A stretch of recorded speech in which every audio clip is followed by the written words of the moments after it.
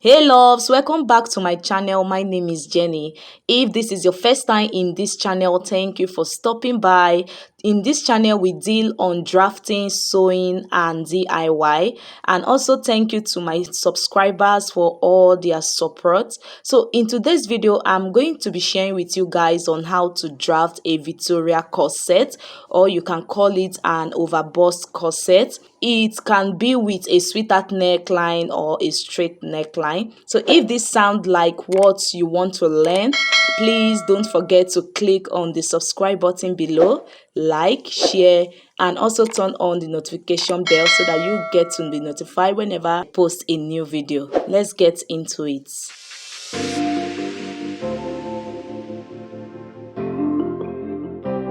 Welcome again, soulmates. So the first thing you are going to do is to rule out your starting line like this. After ruling out your starting line, on that starting line, I'm going to place my 7 inches on that starting line. So it depends how off you want this to be, but this is a Victorian corset and OverBust corset. So I will advise you to go as low as 7 inches or 8 inches. So placing my tape on that part, I marked out my armhole length, and I also mark out my bust point, my under bust, and my half length. The full length of this top is, because mine is going to be a blouse, so the full length of this blouse is 20 inches. I'm using 20 inches because it's going to have a bony, so I will advise you to use at least 22 inches for the full length of your blouse, so that you'll be able to sit properly when the bony is attached to it. So after ruling out the lines, the next thing I'm going to do is just to label it. This is the chest line, the bust point, the under bust, and the waistline, and I also have the full blouse length. Coming to the center front, I'm just going to go in by 3.5, which is going to serve as my bust span. That is your nipple to nipple measurement divided by 2. I'm going to connect it like so. On the starting line, I'm going to place 4 inches instead of that 3.5 inches because our bust point to our shoulder is not always straight. So then you connect it to the bust point. After doing that, I'm going to take out 1 inch at both sides of this line. So if you're of a bigger size, I will advise you to take out 1.5 at both sides. Then on the hem of the blouse, I'm going to go up by 1 inch and I'm going to connect it this way to the waistline.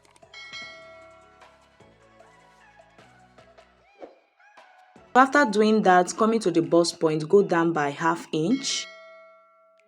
Then I'm going to curve it in to the under bust like this. I will always advise you to use a moderate curve at this part so that it will be easy for you to stitch down. Coming to the starting line, I'm going to take out 1 inch at both sides because it's good for us to tighten this upper chest line so that it will avoid any gaping at that part. So if you're of a smaller size, go ahead and use 0.75 at both sides. I'm using 1 inch at both sides because my bust is 36 inches. So if your bust is like a plus size or bigger than 36 inches, you can still use 1 inch in tightening it at both sides. I'm just going to use my marker to outline the lines for you guys to see what we have right here. On the starting line, I'm going to be using 5 inches for my neck width because this is an off the shoulder corset. So I'm going to be taking 5 inches for my neck width. So if you're of a bigger size, go ahead and take 6 inches. Then I'm going to place my tape like this. You can see what I'm doing. So whatsoever you have there, go ahead and place it on the other dart leg. Coming to the chest line, I'm going to divide my bust measurement by 4 and I'm going to place my tape like this and Place it on this other dart leg and mark out my 9 inches. Coming to the waistline, I'm also going to do the same thing as you see me doing. Divide your waist measurement by 4 and place it there. If you have been following us in this channel, you should know how we normally input our body measurements by skipping all the darts, because all this dart is not going to be needed in our measurements. It's going to be cut off, so that is why you see us skipping it. So at the hemline, go ahead and divide your hip measurement by 4 and mark it there. Just going to connect all the points you see like this. I'm going to connect them together, and I'm also going to make it visible for us to see it properly. Coming to this part, I'm going to curve my armhole like this because it's not going to have a sleeve. Just go ahead and make a slant curve at the armhole part because it's not going to have a sleeve. Coming to the chest line, I went down by ½ inch because I want this one to have a sweetheart neck. So if you don't want a sweetheart neck, you can just go ahead and make use of the straight neckline, just like the picture we have on the thumbnail. You can see it at the side right here. So but mine, I'm going to be using a sweetheart neck just like this one at this part. Go ahead and come down by 1.5 inches for your bust dart. So this is for people using a bust dart. So in this pattern, I'm not going to be using a bust dart. If you are going to use a bust dart, you can just come down by the difference between your back half length and your front half length. Coming to the waist area, what I'm going to do is I'm going to subtract 3 inches from my actual measurement. My actual measurement is 31 inches. Then I'm going to subtract 3 inches. So you can go ahead and subtract 2 inches to 4 inches depending how tight you want this dress to be, because I want mine to be fitted, so I'm going to subtract 3 inches. Now on the front part, I'm going to give in 2 inches at the front, then at the back I'm going to give in 1 inch. Just go ahead and divide what you have at this part like this into 2. So whatsoever you have, you're just going to make a slant line, or you can keep the line straight. So at the front pattern, you are allowed and permitted to have a slant line, but at the back, you are not permitted to have a slant line. So I said at the front panel, I'm going to give in 2 inches. Now coming to this center front, as you can see right here, I'm going to mark out 0.25 at both sides. So I'm going to mark out 0.25 at this part, at both sides of the line towards the center front like this. So you can see that my paper is on fold. So by the time I opened it up, I'm going to have ½ inch here and ½ inch at the other side of the paper. I hope you understand. That means at the center front alone, we've taken 1 inch, right? We have taken 1 inch. So this part I'm marking out is ½ inch, and when you turn it to the other side of our front, we are going to have another ½ inch at the center front. Now coming to the side front, I'm also going to place 0.25 at both sides of the line.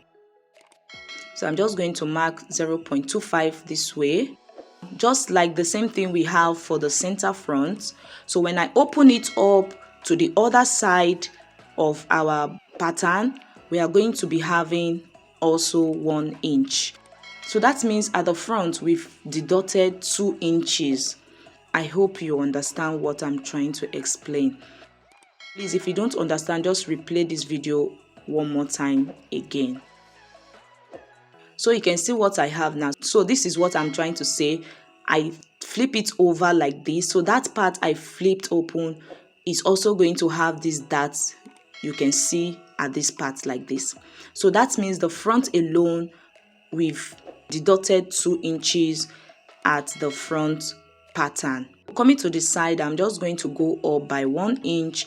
So you can leave your blouse straight like this if you want, but I want it to have a curve at the side to give me that beautiful looking blouse that I wanted. So if you want to attach your Victorian corset to a skirt, maybe like a flare skirt, a trouser or whatsoever, you can just go ahead and skip this hip line area. Your line should stop at the waist area. I hope you understand. So your line should stop at the waist area if you be attaching this to a skirt or a trouser. But mine is going to be a blouse, so that's why it's having the hip line area. So go ahead and label your patterns as much as you can, because by the time you cut this out, you are going to have a lot of panels and it can be a little bit confusing, you understand? So just go ahead and label it as much as you can, the way you know you are going to remember all the patterns the way they are.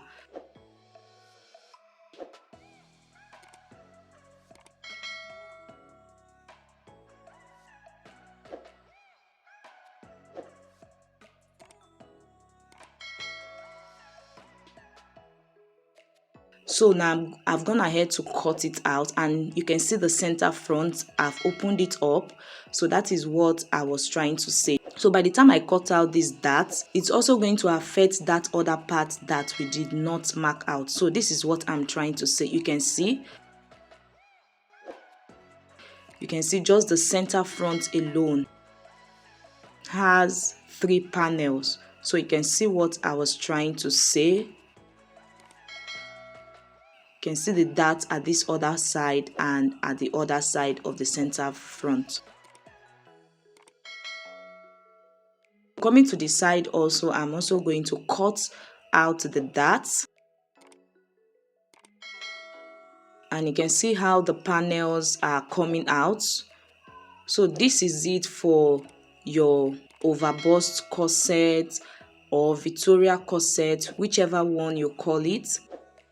I'm just going to label it the way I'm going to remember it. So like I said, just go ahead and label it as much as you can, so that by the time you are trying to cut out the patterns on your fabric, it will not be confusing. Now coming to the back part, I'm going to off exactly my armhole length. So if your armhole length is 7 inches, just go ahead and deduct 7 inches, because this is not going to have a sleeve. So remember, at the front area, I did not close my bust dart. So that is to say that the front and the back is going to be of the same length. But if you take out your dart, what you are going to do is go ahead and subtract it from the front blouse length. So if your blouse length is 22 and you take out a dart of 2 inches, so that means your back blouse length is going to be 20 inches. I hope you understand.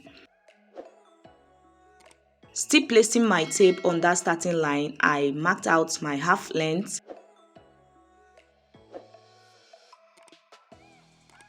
At the starting line, I went ahead to divide my bust measurement by 4.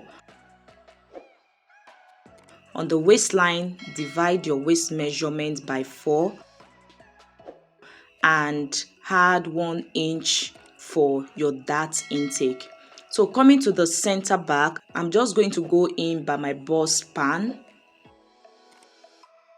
which is 3.5. So that is what you see me marking there. Then on that line, I'm going to take out ½ inch at both sides of the line for my dart.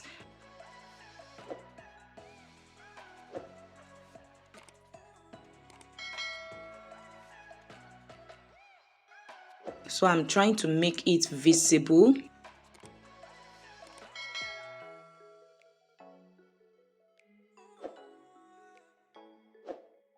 So after getting that, from the center back, go in by 1.5 inches. I actually marked 2 inches, but later on I reduced it to 1.5 inches because I don't want my back to reveal much. This is going to have a lacing at the back.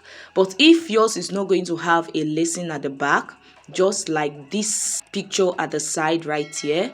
You can skip this part, but remember to add your zip allowance. So you can see that this back pattern, there's no zip allowance because I want to have a lacing at the back. And even the main pattern, I decided to cut from it to have my lacing. So then at the center back, I came down by 1 inch.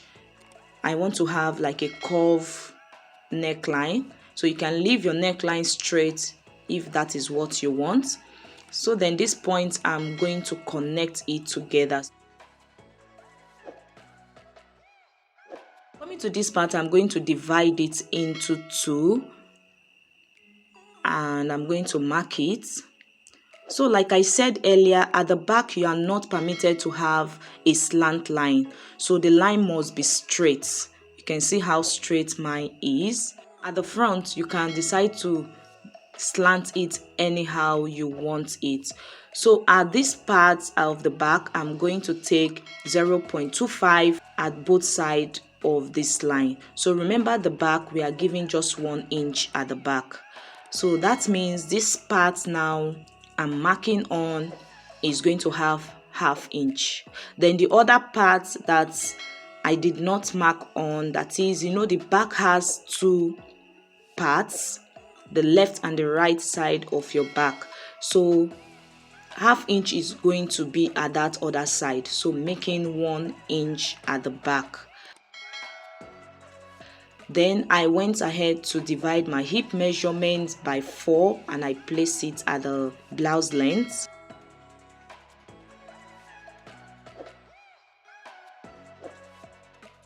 So I went all by 1 inch to have my curve. But before then, I'm going to extend all these lines like this dart I have right there. I'm going to just extend it. So after extending it, I'm just going to curve it in like this, so you can see what I have. Then I will label it 1, 2, and 3. Like I said earlier, go ahead and label it as much as you know you can remember the panels. So you can see what I did. Just going to cut this out like this. Then this line also, I'm going to extend it downward. So this part is not going to be needed anymore. That part I just cut out. So just watch carefully the way I'm cutting it, even though it's fast. I just don't want this video to be too long.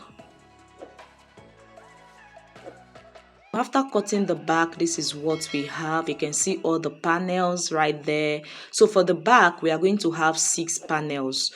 At this back part, you are going to have 2 pieces of each of them, so making 6 panels for the back. Then for the front, you are going to have 8 panels for the front.